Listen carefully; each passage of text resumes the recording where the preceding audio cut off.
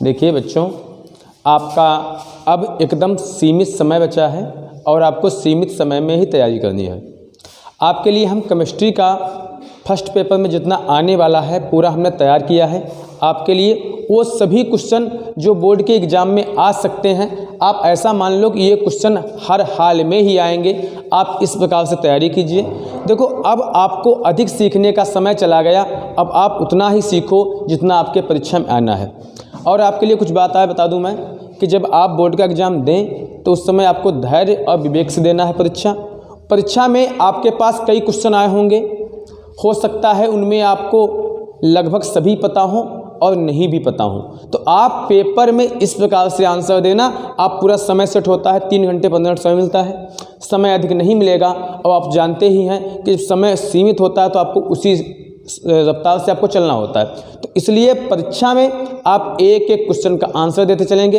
और एक काम करना, जो आपको अच्छा आंसर आता हो, खूब बढ़िया पता हो, वो लिखना पहले, और जो कम आता हो उसको लिखना बाद में। इस प्रकार से आप उसकी तैयारी करेंगे। इस प्रकार से आपका नंबर भी अच्छा आएगा।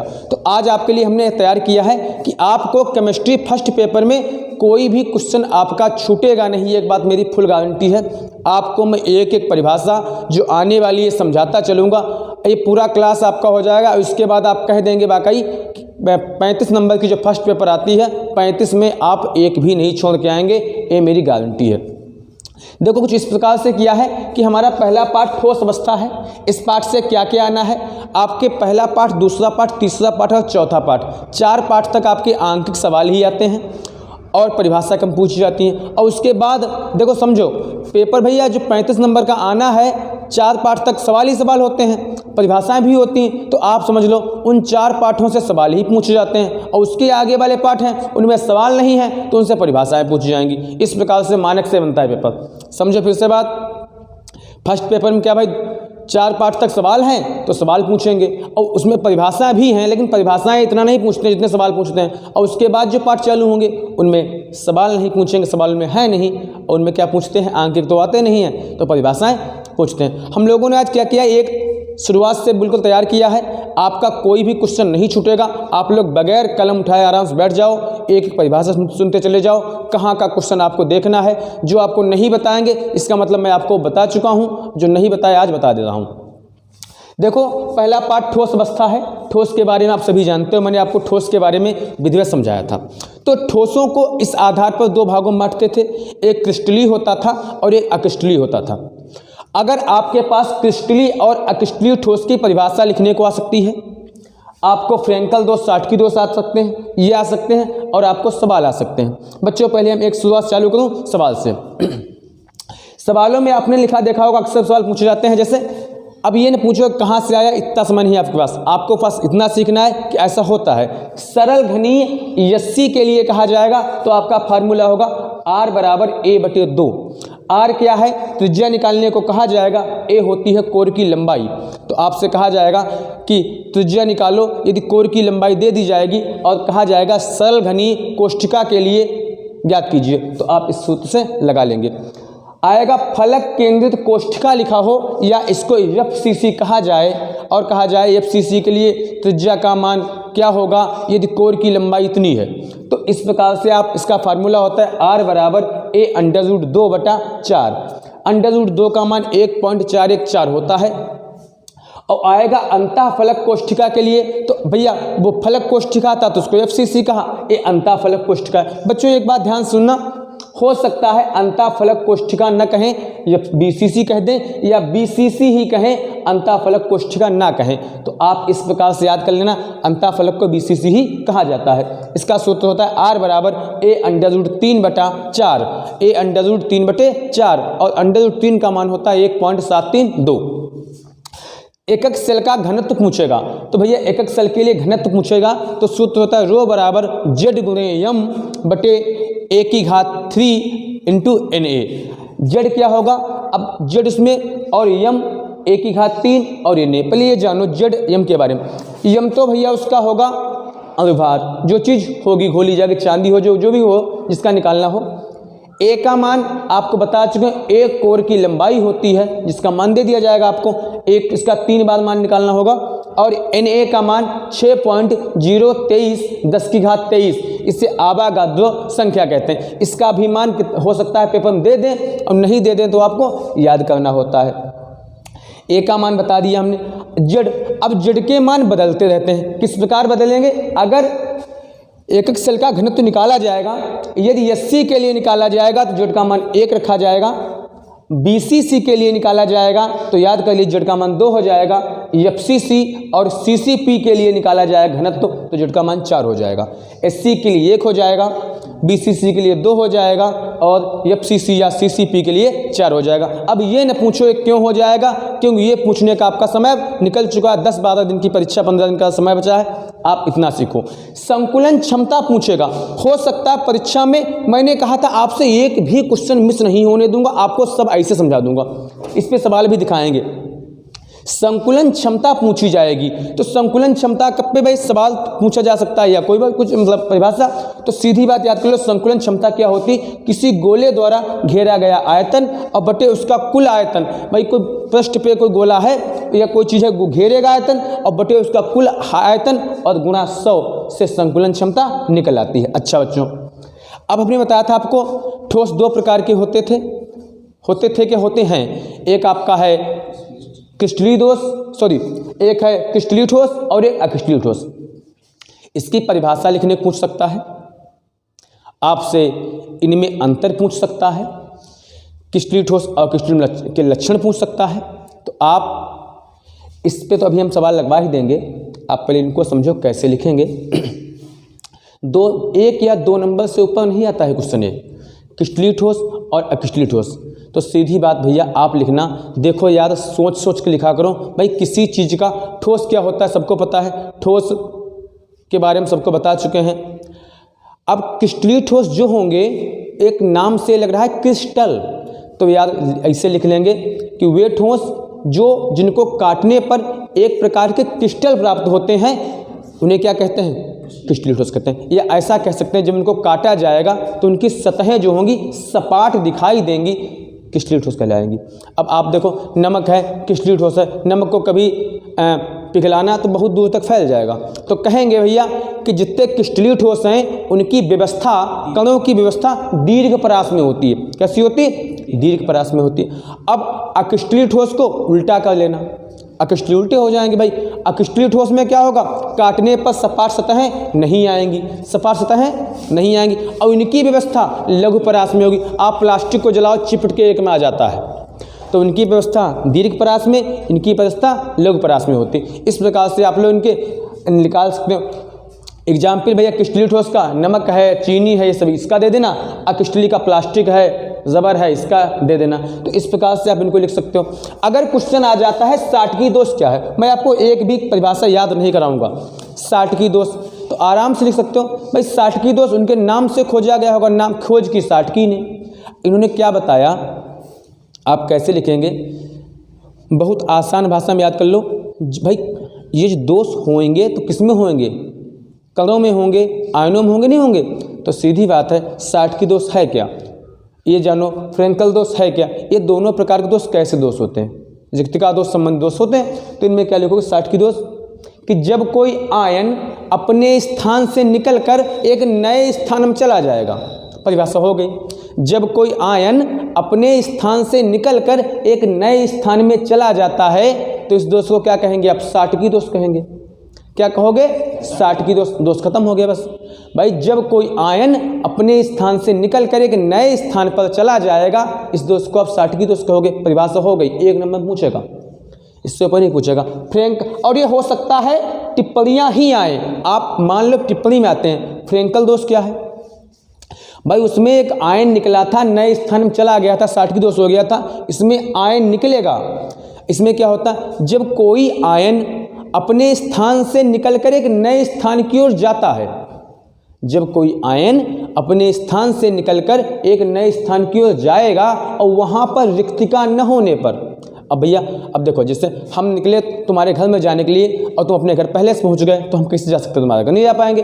तो आयन अपने स्थान से निकलकर एक नए स्थान में जाता है और वहाँ पर स्थान रिक्त न होने पर वो क्या करेगा? अंतराकाशीय स्थान में घूमने लगता है। इस दोष को फ्रैंकल दोष कहते हैं। और इस भैया जब घूमने लगेगा तो घूमेगा कहीं, तुम घूमेंगे जाकर तो एक घूमेगा अंतराकाशीय स्थान में घूमने लगता है, जिसे हम फ्रैंकल दोष कहते हैं। फिर से सुन लो एक बार। जब आयन निकल कर अपने स्थान से एक नए स्थान पर जाता है, परंतु वहाँ स्थान न मिलने पर अंतराकाशीय स्थान में भटकने लगता है, तो इसके मूल स्थान में क्या हो जाता है? रिक्तिका दोष।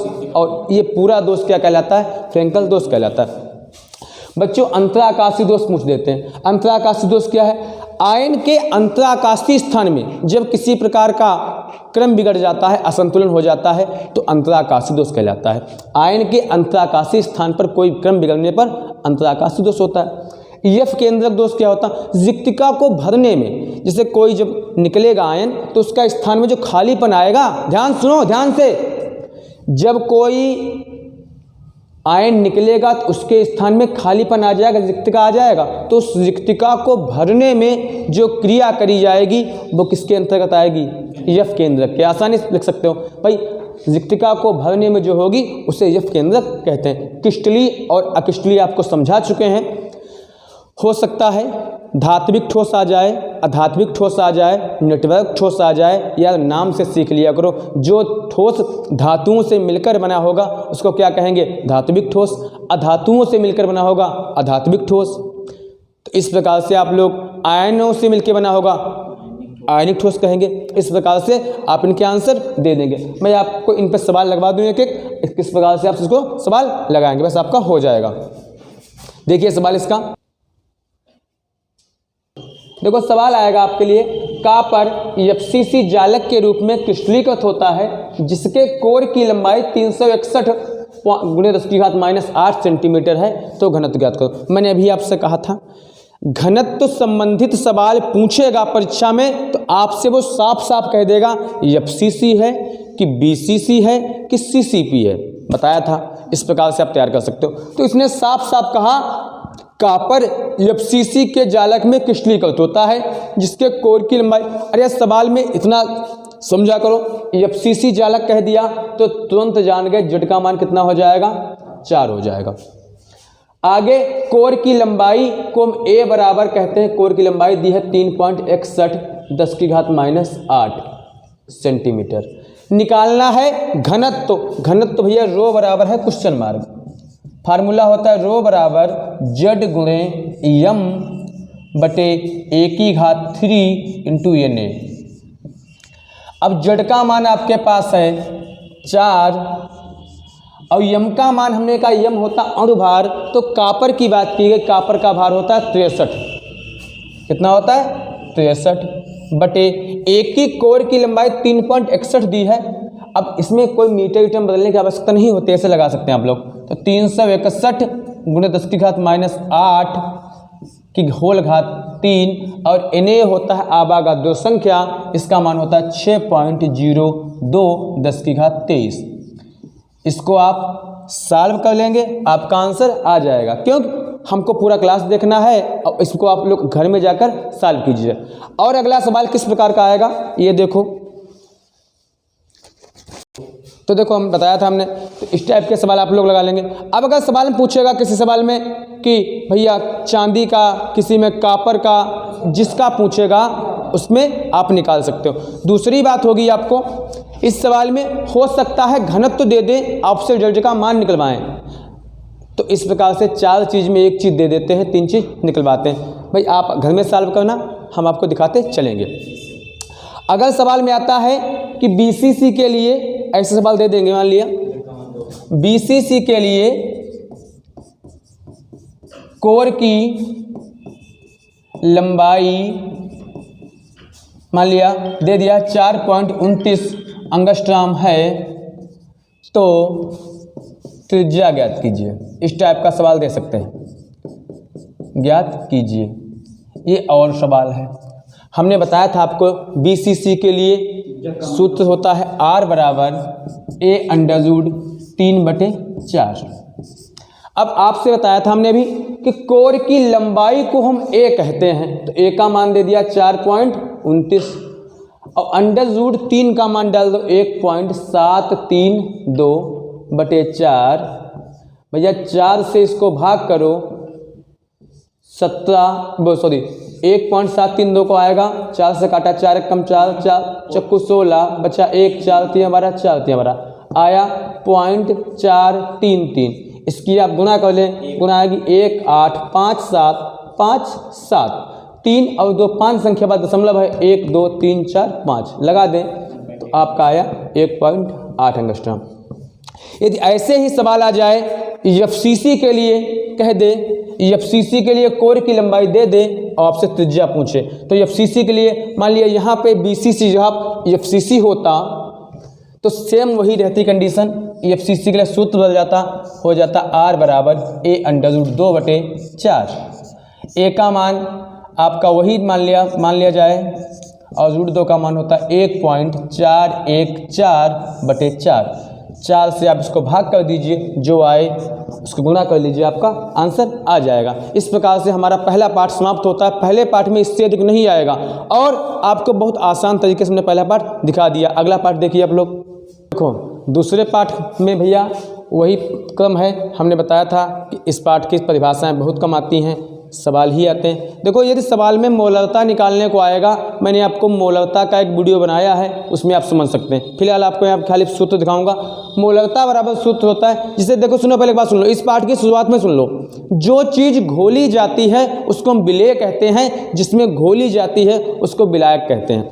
विलेय हमेशा छोटा रहेगा, विलायक हमेशा बड़ा रहेगा। विलेय को हमेशा छोटे अक्षरों से प्रयोग करेंगे और विलायक को हमेशा बड़े अक्षरों से, कैपिटल अक्षरों से लिखेंगे। जैसे चीनी भाई पानी में घोली गई तो चीनी विलेय है और पानी विलायक है, मैंने डिटेल से आपको समझाया है। तो इसमें आपसे क्या पूछेगा, मोलरता पूछेगा। तो मोलरता क्या होगी, जिससे कोई सवाल दिया होगा 5.85 ग्राम NaCl को घोला गया या सोडियम हाइड्रोक्साइड को घोला गया, जो भी घोला जाएगा ऐसे क्वेश्चन आ जाएगा। तो आप याद करो, जो चीज़ घोली जाएगी उसे हम विलेय कहेंगे और जिसमें घोली जाएगी उसको हम विलायक कहेंगे। तो फार्मूला होता है मोलरता बराबर विलेय का भार जो दिया होगा सवाल में और बटे विलेय का भार बटे विलेय का ही अनुभार, आप उसका अनुभार निकाल लेना। अब बटे आयतन लीटर में, जो आयतन आपको दिया जाएगा 200 ml या 500 ml में, आप उसको लगा सकते हैं। तो इस प्रकार से आपका सवाल जो आएगा उसको आप हल करेंगे। अच्छा, ये तो मोलरता का हो गया। एक मोलरता सवाल हम आपको लिख लीजिए, लगाना। लिखो सवाल, 5.85 ग्राम NaCl को 500 ग्राम जल में घोला गया, मोलरता ज्ञात कीजिए। तो ध्यान दो, देखो 5.85 ग्राम भार होगा, ठीक है।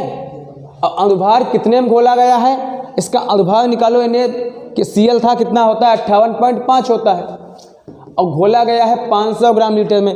तो भैया 500, अब बदलोगे इसको लीटर में तो हो जाएगा नीचे 1000, इसको आप सॉल्व कर लेंगे। इस प्रकार से आपका हो जाएगा। यदि मोलरता निकालनी हो तो मोलरता में क्या होगा, वही सेम कंडीशन रहेगी, भार बटे अनुभार बटे आयतन। इसमें लीटर में था, इसमें आयतन होगा किलोग्राम में, आयतन किलोग्राम में। मैंने आपको दिखाया पीछे। हो सकता है राउल्ट का नियम पूछें, लेकिन ज़्यादा मात्रा में होता है कि राउल्ट का नियम की अपेक्षा राउल्ट के नियम पर सवाल पूछते हैं। राउल्ट का नियम का जो सूत्र होता है वो क्या होता है, PO - PS/PO बराबर स्मॉल w गुणे कैपिटल M बटे स्मॉल m गुणे कैपिटल W। अब इसमें क्या होगा, दो बाष्प दाब दिए होंगे, तो जो पहला वाला बाष्प दाब होगा उसे PO मानेंगे और बाद वाला होगा उसे PS मानेंगे। और स्मॉल w भैया जो चीज़ घोली जाएगी उसको स्मॉल w, जिसमें घोली जाएगी उसको कैपिटल W मानेंगे। आपका m जिसमें घोला जाएगा बड़ा वाला होगा और जो घोला जाएगा उसे छोटा m कहते हैं। इसमें से कोई चीज़ पूछ सकते हैं, आपको इसका अभी सवाल दिखा देंगे। सवाल में क्वथनांक में उन्नयन पूछेगा। क्वथनांक में उन्नयन ज्ञात कीजिए। इसका फार्मूला होता है डेल्टा TB बराबर 1000 गुणे KB गुणे स्मॉल w बटे m गुणे कैपिटल W। आपसे सवाल कैसे पूछेगा, जिससे कह देगा कि इसमें राउल्ट वाले नियम में कहेगा कि आपको दो बाष्प दाब दे देगा और कहा जाएगा ये चीज़ घोली गई है, यूरिया घोली गई है, घोली किसी चीज़ घोला गया है। तो आप इस टाइप से आप जान लोगे भैया दो बाष्प दाब देगा तो एक पहला वाला बड़ा वाला PO हो जाएगा, छोटा वाला PS हो जाएगा। जो चीज़ घोली जाएगी उसको स्मॉल w से लिखेंगे, जिसमें घोली जाएगा उसको कैपिटल W से लिख लेंगे। और फिर आपके पास अनुभार बचते हैं। तो भैया जिसमें घोला जाएगा वो कैपिटल का M होगा और जो घोला जाएगा वो स्मॉल का M होगा। अब क्वथनांक में उन्नयन कैसे सवाल आएगा, मान लिया 9 ग्राम ग्लूकोज को 500 ग्राम जल में घोला गया, तो क्वथनांक की गणना कीजिए, ये जल के लिए Kb का मान दे दिया जाता है। तो इस टाइप का सवाल आएगा तो आप इसका लगाएंगे फार्मूला डेल्टा TB बराबर 1000 गुणे KB गुणे स्मॉल w बटे m गुणे कैपिटल W। मैंने कहा था जो चीज़ घोली जाती है वो छोटी होती है, 1000 KB का मान आपको दे देंगे, या हो सकता है KB का मान निकलवा लें। अक्सर सवालों में KB का मान 0.52 या 0.51 ही होता है। W क्या होगा, छोटा W क्या होगा भाई, जो चीज़ घोली जाएगी, और बड़ा W कौन चीज़ होगा, जिसमें घोला जाएगा, और m अनुभार होता है, जो चीज़ घोली जाएगी उसका। इस प्रकार से आप लगा लेंगे। हो सकता है क्वथनांक में उन्नयन की अपेक्षा अगर हिमांक कर दें, क्वथनांक में हिमांक, तो हिमांक से सवाल पूछ सकते हैं। तो जो हिमांक करेंगे तो बस इतना अंतर रहेगा, जहाँ पे B है वहाँ पे आप F लगा देंगे, बाकी आपका सेम ही चलेगा। मैं आपको सवाल डिटेल से इसलिए नहीं समझा रहा हूँ कि इस पर सवाल पे आपका वीडियो पड़ा है, उसमें देख लेना आप लोग।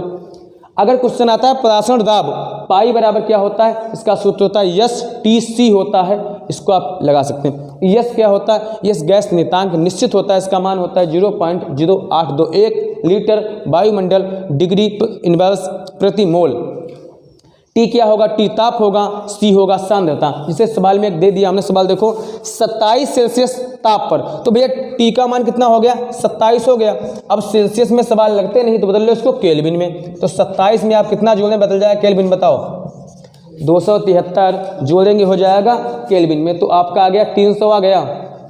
अच्छा अब डेसी कह दिया, डे का 10 है, किलो हजार, हेक्टो से समझो 100 बार। डेसी मोलर कह दिया तो मोलरता कितनी दे दी गई, डेसी माने 10, तो कितनी दे दी गई मोलरता, 10 दे दी गई। तो भाई मोलरता इसमें कितनी होगी, 10 होगी। तो सांद्रता क्या लिख सकते हैं इसकी, 1/10 कर देंगे, 10 m। उसने साफ साफ कहा डेसी माने 10 मोलर। अच्छा परासरण दाब ज्ञात कीजिए, पाई बराबर हमको ज्ञात करना है। सूत्र होता है पाई बराबर STC, आपको S का मान पता होता है, C का मान भी दे दिया गया और T का मान भी आपने ऐड करके निकाल लिया, आप लोग इसका हल कर सकते हैं। अच्छा और इस पाठ में कुछ खास पूछा नहीं जाता है, इतना सब कुछ आता है, आप लोग बड़ी आसानी से, हो सकता है मोल प्रभाज से भी सवाल पूछे जाएं।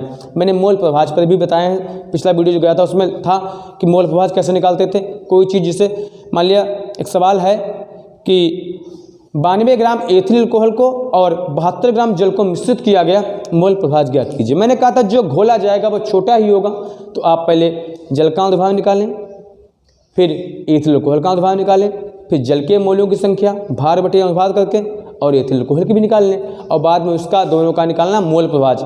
जल का मोल प्रभाज होगा कैपिटल N बटे small n plus capital N, और उसका होगा स्मॉल n बटे small n plus capital N। इस प्रकार से आप दूसरा पार्ट भी पूरा जान गए हो, और परिभाषा इस पार्ट से कोई नहीं पूछी जाती है। तो आपका अगला पार्ट जो है तीसरा पार्ट, इसमें देखो तीसरे पार्ट से हमसे क्या पूछेगा, जो पूछेगा पहले मैं वो बताऊंगा, बाकी तैयार तो सब कुछ कर लिया। नष्ट समीकरण पूछेगा, ये मान चलो हर साल पूछी जाती है। नष्ट समीकरण क्या होती है, E बराबर E0 माइनस वो 2.303 वाली, वो आप याद कर लें, वो हर साल 1 नंबर में पूछी जाती है। तो आप नष्ट समीकरण याद कर लेंगे परीक्षा के लिए। इलेक्ट्रोड विभव हो सकता है पूछे, आप इसको ज़्यादा मायने मत देना, इलेक्ट्रोड विभव कभी कभी परीक्षा में पूछा गया है। विद्युत रासायनिक श्रेणी से आप मान चलो एक चीज़ पूछी जाएगी, विद्युत रासायनिक श्रेणी क्या है, इसे बी राष्ट्रीय कहते हैं, ये क्यों बनाई जाती है, इससे फायदे क्या हैं। तो इसको आप देख सकते हो मॉडल में। आप सिर्फ इतना ध्यान दो, क्या अलग से कोई क्वेश्चन आता है तो आएगा, जैसे आएगा कॉपर सल्फेट के विलयन में लोहे की कील डालने पर विलयन का रंग नीला हो जाता है, या ऐसा क्वेश्चन आ जाता है कि भाई यह अभिक्रिया संभव है या नहीं, अभिक्रिया संभव है या असंभव बताइए। इस टाइप के क्वेश्चन आएंगे तो आप याद कर लीजिए, एक विद्युत रासायनिक श्रेणी बनाई गई है जिसमें हाइड्रोजन के नीचे कुछ खास चीज़ रखी गई हैं। कॉपर आपका है, मरकरी है, सोना चांदी है और सोना है। Copper mercury Cu Hg Ag और Au, इनके अलावा यदि कोई लोहा पूछा जाए, जिंक पूछा जाए, लिथियम पूछा जाए, सोडियम पूछा जाए, पोटेशियम, ये जितने भी हैं सब ऊपर रखे जाएंगे। तो आप लिख देंगे विद्युत रासायनिक श्रेणी में कॉपर, मरकरी, Ag और Au का स्थान हाइड्रोजन के नीचे है, तो इनकी जो क्रियाशीलता होगी सबसे वो अधिक होगी। तो उस तालिका मैंने आपको बनवाई थी, उसमें आप देखना इस टाइप का क्वेश्चन पूछते हैं। जैसे मान लिया क्वेश्चन आ गया कॉपर सल्फेट में लोहे कील डालने पर नीला हो जाता है, क्यों? तो भाई क्वेश्चन क्या है, कॉपर सल्फेट के विलयन में तो होगा CuSO4, ये हो गया कॉपर सल्फेट का विलयन। लोहे की कील डाली है तो लोहे का सूत्र होगा Fe, क्या करता है, नीला कर देता है। तो देखो Fe जो है SO4 को छीन लेगा, बना लेगा FeSO4 और बचेगा उधर अकेला Cu। तो ये अभिक्रिया आपसे पूछ दिया, तो बताओ ये अभिक्रिया संभव है या असंभव? संभव है, क्योंकि भाई ये हाइड्रोजन के नीचे CuHg, जो Cu है हाइड्रोजन के नीचे है और इसके ऊपर बहुत ऊपर पाया जाएगा आपका Fe, लोहा। तो लोहा आराम से कॉपर सल्फेट के विलयन से कॉपर को पृथक कर सकता है, तो लिख देंगे यह अभिक्रिया संभव है, क्योंकि लोहा कॉपर सल्फेट से कॉपर को निकाल देता है। इस टाइप का आपका क्वेश्चन हो जाएगा। कोल-राउस का नियम जो अनंत तंत्रा पे है, आप लोग याद कर लें, पूछा ही जाता है परीक्षाओं में, आप याद कर लो। एक टाइप का सवाल इस पाठ से आता है, निम्न अभिक्रिया, मतलब अभिक्रिया कोई दे दी होगी, वाले सेल का विद्युत वाहक बल ज्ञात कीजिए। तो विद्युत वाहक बल ज्ञात करना होगा आपको, इस टाइप का सवाल दे देंगे EZ2 भाई जो आपसे सवाल देंगे उसमें एक अभिक्रिया होगी बाकायदा, नीचे वो मिलेगा ही, और आपको कुछ मान दे दिया जाएगा, जैसे EZN2 प्लस अपान ZN बराबर -0.76 वोल्ट और EAG प्लस बटे AG बराबर प्लस 0.80। बच्चों ऐसा नहीं यही सवाल आए, इस टाइप का सवाल आएगा। इस टाइप से आपको मान दे दिए जाएंगे सवाल में, एक होगा माइनस का, एक होगा प्लस का। तो भैया माइनस और प्लस के मान दे दिए जाएंगे, माइनस वाला मान एनोड का होगा और प्लस का मान कैथोड का होगा। आपको मान दे दिए जाएंगे और आपसे सेल का विद्युत वाहक बल निकालने कहा जाएगा। तो इसका फार्मूला होगा E सेल बराबर E कैथोड और माइनस E एनोड, उन दोनों मान रख देंगे आप और उसको जोड़ लेंगे, हल आपका आंसर आ जाएगा 0.80 minus plus minus minus plus हो जाएगा और 0.76 जोड़ें 1.56 वोल्ट आपका आ जाएगा। मेरे बच्चों ऐसा नहीं है कि यही सवाल आ जाए, आपसे इस टाइप का कोई, मान लो ये 100% सवाल आने वाला है।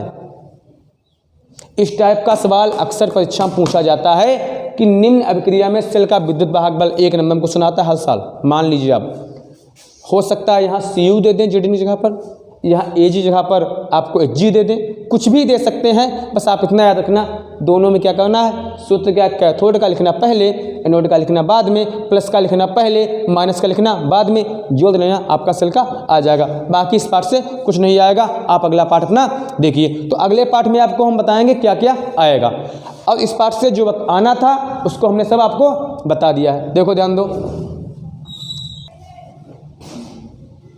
पिछले पाठ में जो था उसमें कभी कभी ये भी पूछ देते हैं संक्षारण क्या है या जंग का लगना क्या होता है। आपसे आ जाएगा कि भाई कोई धातु, जैसे मान लिया, सोच लिया करो लोहा वोहा बाहर पड़ा जाता है तो नमी इमी आ जाती है, धूप लगती है तो उस पर पीले पीले रंग की एक परत छा जाती है, जिसे जंग का लगना कहते हैं। ये जंग ना लगे तो क्या करना चाहिए भैया, प्रिंट कर देनी चाहिए। उपाय पूछता है संक्षारण रोकने का उपाय, प्रिंट कर देनी चाहिए, या भाई उसमें नियमित सफाई करनी चाहिए, नहीं तो साप्ताहिक सफाई तो करनी चाहिए, ताप से बचाना चाहिए, धूप से बचाना चाहिए, ग्लिसरीन वगैरह लगा देनी चाहिए, ये सब आते हैं, लिख लेंगे आप लोग। हाँ, तो अगला पार्ट जो है इसमें सबसे मोस्टली बात, मैंने आपका रासायनिक बलगतिकी पाठ का पूरा वीडियो बनाया है, आप उस वीडियो में देख सकते हो, विधिवत समझाया उसमें है, आप लोग देख लेना। लेकिन यहाँ पर मैं आपको एक चीज़ बताना चाहता हूँ कि वो जो न्यूमेरिकल है, क्योंकि मैंने आपको इस पाठ में अभिक्रिया की आणविकता, अभिक्रिया की कोटि, प्रथम कोटि की अभिक्रिया, शून्य कोटि की अभिक्रिया संबंधित सभी जानकारियां दी हैं, वो आप वहां देख लें। हमने आपको मूलतः इसलिए इसमें सवाल दिखा देंगे क्योंकि इस पाठ से सबसे अधिक तादाद में सवाल आते हैं बोर्ड परीक्षा में। आप किसी भी साल का पेपर देख लो बोर्ड का, उसमें क्या पाया जाता है, हर साल इस पाठ के सवाल आते हैं। खैर हमने वहाँ पर भी सवाल सिखाए हैं, लेकिन फिर भी आपको एक बार सवाल देख लीजिए, इस टाइप का सवाल कैसा भी आएगा आपका छूटेगा नहीं। सवाल क्या है, एक प्रथम कोटि की अभिक्रिया 10 मिनट में 20% पूर्ण होती है तो अभिक्रिया 75% पूर्ण होने में कितना समय लेगी। इन सवालों को बहुत ध्यान से लगाया जाता है। भाई साफ साफ क्या कहा, एक प्रथम कोटि की अभिक्रिया, तो प्रथम कोटि के लिए सूत्र क्या होता है, के बराबर आप लिखेंगे 2.303 बटे टी इंटू लॉग ए बटे ए माइनस एक्स। 2.303 बटा टी का मान कितना है, 10 मिनट दे दिया पहले में, भाई साफ साफ कहा 10 मिनट में 10 लिख लिया, लॉग आपसे कहा 20% पूर्ण हो जाती, तो भैया कोई चीज़ 20% या 30% पूर्ण होगी, किसमें होगी, 100% से ही तो पूर्ण होगी। तो शुरुआत मात्रा दे दी जाती है 100 बटे 100 माइनस 20। अच्छा आप कन्फ्यूज न हो, कैसे नहीं होंगे, आपसे जितना कहा जाए आप उतना ही माइनस कर देना। ए क्या है, प्रारंभिक मात्रा, और x क्या होती, वियोजन के बाद की मात्रा या वियोजित मात्रा, तो 100 बटे 100 माइनस 20, तो आएगा आपका 2.303 बटे 10 और घटाएंगे आप तो आएगा log 100 बटे 80। देखो सिफर सिफर कट जाएगा, 2 चक्कू 8 और 2 पंचे 10, आएगा 2.303 बटे 10 log 5 बटे 4। मैंने log m बटे n के आपको फार्मूले सिखाए थे, log m बटे n का होता है log m minus log n, तो आ जाएगा 2.303 बटे 10 इंटू log 5 माइनस log 4। अब भैया 2.303 बटे 10 log 5 का मान होता है क्या, बताइए आप लोग, 0.698 और माइनस log 4 का होता है, log 2 का मान कितना होता है 3.301 और log 4 का हो जाएगा इसका 2 गुना, तो आ जाएगा 0.602, तो आ जाएगा 2.303 बटे 10, घटाइए भाई 0.698 में से 602 घटाइए तो आ जाएगा 0.0996 आ जाएगा। इसकी आप गुना कर लेंगे, 10 से भाग कर देंगे, तो करिए भैया 2303 की गुना 96 से करिए आप लोग गुना। अब देखो 3 संख्या ये है, 3 संख्या है, तो 1 2 3 4 5, तो आपकी आगे गुना 2.2 10 88, 10 से भाग करना है तो भाई 10 से भाग कर दीजिए तो आएगा 0.22, इतना तो आपका निकल के आ गया, 0.22 आपका आ गया। 2303 और 96 गुना कर ली आपने, 3 3 6 संख्या बाद दशमलव लगा दिया। अब आगे कह रहा है कि 75% होने में कितना समय लगेगा, तो आपसे टाइम पूछ रहा है। अब ये आपका के का मान निकला, तो आपको टाइम निकालना है, सेम वही रहेगा, प्रथम कोटि है, टी लाएंगे यहाँ पर, कैंची कर लीजिए गुना, आ जाएगा 2.303 बटे के इंटू लॉग ए बटे ए माइनस एक्स। भैया 2.303, अब के का मान आपके पास दे दिया है 0.22 गुणे log ए का मान कितना होगा 100 और बटे 100 माइनस इसका मान आएगा भैया आपका 75, आ जाएगा 75, तो आ जाएगा 2.303 बटे 0.22 गुणे log 100 बटे 25 में से 75 गया, कितना बचा, 100 में से 75 गया 25 और 25 चक्कू 100, तो आ जाएगा 2.303 बटे 0.22 और गुणे log 4, 2.303 बटे 0.22 और log 4 का मान 0.602, गुना कर लीजिए, भाग कर लीजिए, आपका आंसर आ जाएगा। आगे देखिए, इसमें आगे इस पाठ के कोई सवाल जो हैं, देखो अगला पार्ट जो आपका है इससे क्या आएगा, किष्ट लाभ आ सकता है, कोलाइड आएगा, द्रव विरोधी आएगा, द्रव स्नेही आएगा। इसमें से आपको मोटा मोटा हम सिखा देते हैं कि कैसे लिखेंगे। आपको एक किष्ट लाभ लिखने को आए तो किस प्रकार से आप लिखेंगे। देखो भाई, ग्राहम ने क्या किया, एक प्रयोग किया, उसमें क्या किया, कुछ पदार्थों को एक पन्नी से छाना जिसका नाम था पार्चमेंट झिल्ली, या उसको अर्ध पारगम्य झिल्ली कह सकते हैं। तो वे पदार्थ जो पार्चमेंट झिल्ली से आसानी से छन गए उनको कहा गया किष्ट लाभ। क्या कहा गया, किष्ट लाभ। तो परिभाषा आ जाए तो लिख लोगे कि ऐसे पदार्थ जो पार्चमेंट झिल्ली से आसानी से निकल जाते हैं किष्ट लाभ कहलाते हैं। जो नहीं निकल पाए उनको क्या कहा गया, कोलाइड। क्या कहा गया, कोलाइड कहा गया। अगला द्रव विरोधी और द्रव स्नेही कोलाइड, ऐसा भी क्वेश्चन अक्सर परीक्षा में आता है। अब साफ साफ बता रहा है जब स्नेही माने भैया प्यार का होना, मोहब्बत का होना। जो जब से स्नेह करेगा उसे जब स्नेही कहोगे, और जब से दूर जाएगा उसको जब विरोधी कहोगे। ऐसे पदार्थ जो जब के संपर्क में आ जाएंगे उन्हें जब स्नेही कहते हैं, और जब के संपर्क में आके आराम साल बना लेते हैं, अब अच्छे बना लेते हैं, जब स्नेही कहलाते हैं, और नहीं बनाते हैं जब टिंडल प्रभाव आ सकता है। मैंने टिंडल प्रभाव को समझाया भी एक वीडियो में, फिलहाल देख लेना। उसमें क्या किया था, एक अंधेरे कमरे में प्रकाश को गुजारा था, और भाई प्रकाश को जब गुजारा उसमें कमरे में क्या लिया, वास्तविक विलयन लिया और कोलाइडी विलयन लिया, और दोनों में प्रकाश को गुजारा। तो जो वास्तविक विलयन था उसमें प्रकाश का पथ दिखाई नहीं देता है, और कोलाइडी विलयन में एक शंकु की भांति पथ दिखाई देता है, जिसे टिंडल शंकु या टिंडल का प्रभाव कहते हैं। जल्दी में देख लीजिए आप लोग, क्योंकि आपको पूरा देखना है, और आप जानो कि आप इन क्वेश्चनों के अलावा कुछ ना देखें तभी आप अच्छे नंबर से पास होंगे। हार्डी सुलजे का नियम आता है, आयनों की स्कंदन क्षमता उसकी शक्ति के बराबर होती है। आप बहुत आसान को है, ये भी आप देख लेना। उत्प्रेरक क्या होता है बताया था, इसका वीडियो है कि वे बाहरी पदार्थ जो अभिक्रिया की दर को बढ़ाने का काम करते थे, वर्धक भी बढ़ाता था, मंदक धीमा करता था, और इंजाइम भी आपको मैंने बताया है, स्कंदन और पायस देख लीजिए, ये पूछा जाता है अक्सर कि वे पदार्थ जिनकी परिक्षिप्त अवस्था और परिक्षेपण अवस्था दोनों ही समान रहती हैं, पायस कहलाता है। स्कंदन और सोनांक, ये भी बहुत इंपॉर्टेंट क्वेश्चन है, आप इनको भी देख लेना। देखो पी ब्लॉक से आपसे कैसे कैसे क्वेश्चन पूछेगा आप जान लीजिए। क्वेश्चन आ सकता है पी ब्लॉक के तत्वों की विवेचना कीजिए, आपको बहुत बार समझाया पी ब्लॉक तत्वों के बारे में मैंने, ठीक है। और पूछेगा आपसे पी ब्लॉक तो पूछेगा नहीं पूरा कभी भी, पी ब्लॉक में कोई खंड पूछ सकता है। आपका जो पी ब्लॉक 6 भागों में बटा है, बोरान परिवार, नाइट्रोजन परिवार, जो सभी परिवार हैं, ऑक्सीजन परिवार, ये सब परिवार होते हैं, तो उसमें कौन कौन पूछ सकता है, कैसे कैसे पूछ सकता है, आप याद कर लो।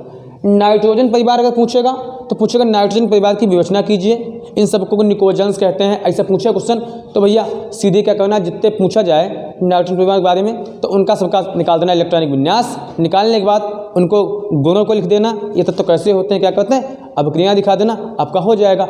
इसके अलावा क्या आएगा इसमें, अमोनिया पूछेगा नाइट्रोजन परिवार से, कंपाउंड्स ऑफ नाइट्रोजन पूछेगा तो अमोनिया पूछेगा, वो भी हैबर विधि से पूछेगा, हैबर विधि से अमोनिया का निर्माण कीजिए, या सीधी विधि से बनाने कहेगा तो अपना लेंगे नौसादर की क्रिया सोडियम कैल्शियम हाइड्रोक्साइड से करते हैं तो अमोनिया आपकी प्राप्त होती। एक आप हैबर विधि वाली याद कर लीजिए और एक याद कर लीजिए।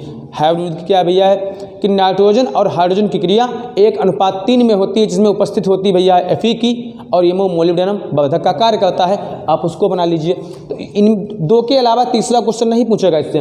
अगला ऑक्सीजन परिवार का है, इसमें आपसे ओजोन बनाने की विधि पूछ सकता है। 2 बनाने की ओजोन विधि, एक सीमेंस की है और एक आपकी ब्राडी की है। सीमेंस के ओजोन आयोजन द्वारा ओजोन बनाओ या ब्राडी के ओजोन आयोजन द्वारा ओजोन बनाओ। अब क्रिया कुछ होती खास नहीं, चित्र कैसे बनता है, सीमेंस का बनाना है तो इस प्रकार से बनाएंगे, एक ऐसे बना लेना बर्तन, और इसमें पहले चलो सीमेंस दिखा दें। पहले देखो सीमेंस कैसे बनाएंगे आप लोग, सबसे पहले देखो बस एक ऐसे बना लेना यू आकार की नली, इसको यहाँ से ऐसे खोल लेना, फोल्ड कर लेना इस टाइप से। इन दो, इस भीतरी सिरे के भीतरी पर और बाहरी सिरे के बाहरी पर टीन का अस्तर लगा देना, ऐसे करके। चित्र बहुत आसान होते हैं, ऐसे लगा देना। अब यहाँ से O2 आप प्रवेश कराना और यहाँ से आपकी ओजोन निकलेगी बस, और यहाँ पे एक लगा देना तार द्वारा कुंडली को प्रेरित कर देना। इस प्रकार से चित्र आपका बन जाएगा। और अब क्रिया दिखा देना 3O2 चेंजिंग इनटू पर नीरव विद्युत विसर्जन बन जाएगा 2O3 ओजन बन जाएगी। अब इसी नली को आप सीधा खड़ा कर देना इस टाइप से, तो आपकी इस टाइप से खड़ा कर देना इसको, यही नली को आपकी हो गई ब्राडी की ओजोनाइजर विधि। यहाँ पे एक धातु का टुकड़ा लगा देना, इस टाइप का आपका बन जाएगा ब्राडी की ओजोनाइजर विधि। इसके अलावा इससे कुछ नहीं पूछेगा, आपसे हैलोजन पूछेगा। हैलोजन में क्या पूछेगा, क्लोरीन बनाने की डीकन विधि पूछेगा, वो आप देख लेना। और कुछ हैलोजन से पूछेगा, हैलोजन के बारे में लिखो तो आप लिख देंगे हैलोजन 2 शब्दों से मिलकर बना है, हैलो प्लस जन, इसका अर्थ समुद्र से प्राप्ति होता है। इनमें फ्लोरीन, क्लोरीन, ब्रोमीन वगैरह आते हैं और ये अत्यधिक क्रियाशील होते हैं। क्रिया यह कहते हैं दिखा देना। आगे आपसे पूछेगा अक्रिय गैस से। अक्रिय गैस के बारे में बाकायदा हमने बढ़िया करके आपको वीडियो में बताया है, आप लोग विधिवत जानते हो। अक्रिय गैसों के बारे में पूछेगा। इसका अगला पार्ट आपका आता है डी ब्लॉक और एफ ब्लॉक। डी ब्लॉक में आप इतना याद कर लीजिए, लिंथेनाइड संकुचन क्या होता है और लिंथेनाइड अंकुचन, जो आपके एफ ब्लॉक के लिए इंपॉर्टेंट है। अलग से पूछेगा लिंथेनम श्रेणी क्या है, F1 को लिंथेनम कहेंगे आप, और एक्टिनम श्रेणी क्या है, F2 को कहेंगे आप। और पूछेगा कि भैया ये जो हमारे डी ब्लॉक तत्व हैं ये संक्रमित तत्व क्यों कहे जाते हैं, इसके बारे में आपको हम बता देते हैं। इस प्रकार से आप लिख लोगे इनका आंसर।